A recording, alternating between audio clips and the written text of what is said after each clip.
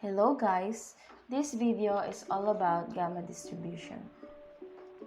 First of all, I am going to define what is gamma distribution and explain some sort of examples which is appropriate to model using gamma distribution.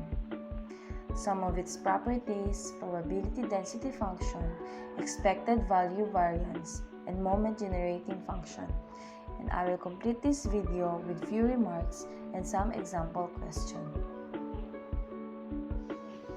Gamma distribution is continuous probability distribution that is widely used in different fields of science to model continuous variables that are always positive and have skewed distributions. It occurs naturally in the process where the waiting time between events are relevant. It is also used to model the random time elapsing until a specific number of events have occurred.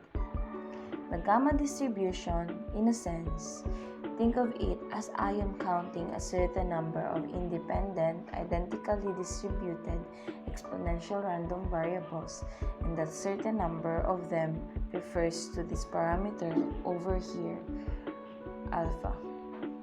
Alpha is a number of these IID exponential random variables that we are counting. Alpha is the shape parameter and the lambda is the same as the lambda from the exponential distribution, that is the rate parameter. And both of them have to be greater than 0. So, if x is a positive random variable with a probability density function of the lambda e to the negative lambda x times lambda x to the power of alpha minus 1 over alpha minus 1 factorial, for the support of x being greater than 0 and 0 otherwise, then x is said to follow the gamma distribution with the rate parameter of lambda and the shape parameter of alpha.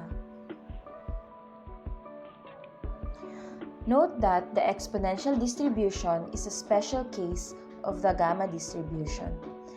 The part lambda e raised to lambda x is a PDF of an exponentially distributed random variable.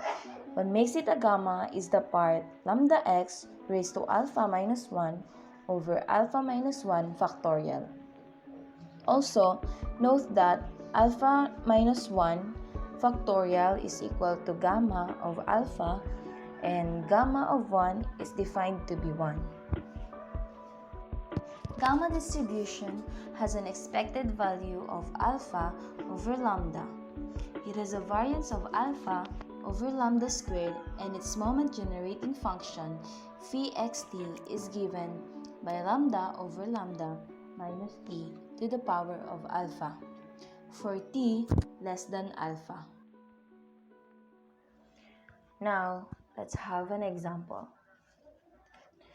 Suppose that we are the manager of a canteen and that each customer arrives independently and identically on average every 5 minutes. We wish to study the amount of time for 10 customer arrivals. What is the distribution followed by this process? If we know that this customer is individually and identically distributed with a rate parameter of 0.2, then the sum of this customer arrival time is distributed as gamma with shape parameter of 10 and rate parameter of 0.2. Now, what is the probability that he would wait between 4 and 6 minutes to the 10 customers to arrive? We see that each customer takes an average of 5 minutes to arrive, so for all 10 of them to arrive between 4 and 6 minutes is such a narrow interval. We expect it to have a very low probability. Now, to solve this, we use the fact that probability that x is less than 6 and greater than 4 is simply the definite integral from 4 to 6 of the probability density function of the gamma distribution. So we have lambda e to the negative lambda x times lambda x to the power alpha, which is 10 minus 1 over alpha minus 1 factorial dx. And now, we can see the answer there.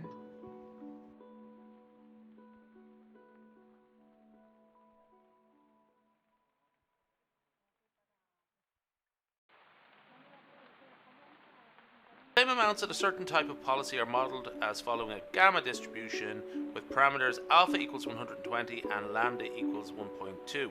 Just as a quick remark, a lot of people might be familiar with that specified as alpha and beta.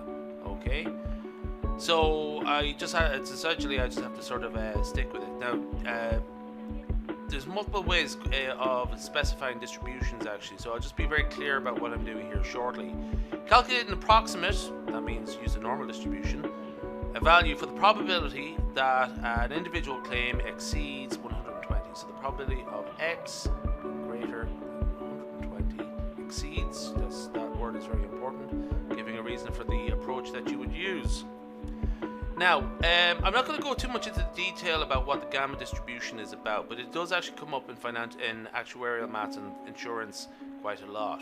The gamma distribution can be parameterized in terms of the shape parameter alpha and a rate parameter lambda. So this is the rate parameter, okay? Shape and rate, okay?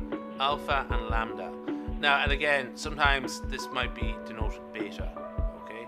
Now, just in case of any confusion as to how we're going about things, just remember alpha, shape, and rate. Okay, because just in case you see it written down some other way, using a different type of specification, it just gets confusing. So shape and rate, alpha and lambda, shape and rate. So that we might sort of specify it like that. Now, just actually, the expected value is alpha over lambda, and the variance is alpha over lambda squared. Okay? So that means, in this particular instance, that the mean is the expected value here is 100, which is 120 divided by 1.2, and the variance is 83.33, which is 120 divided by 1.2 squared.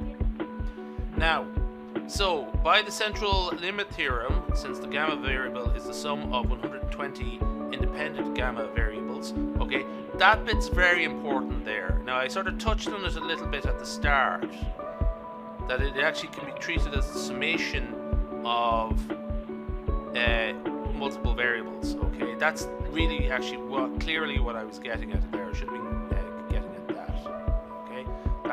That's important there. Just actually touch upon that. What does it say here? Giving a reason for the approach you would use. So you are expected to sort of make some sort of statement along those lines there. That's really the gist of what I was getting at.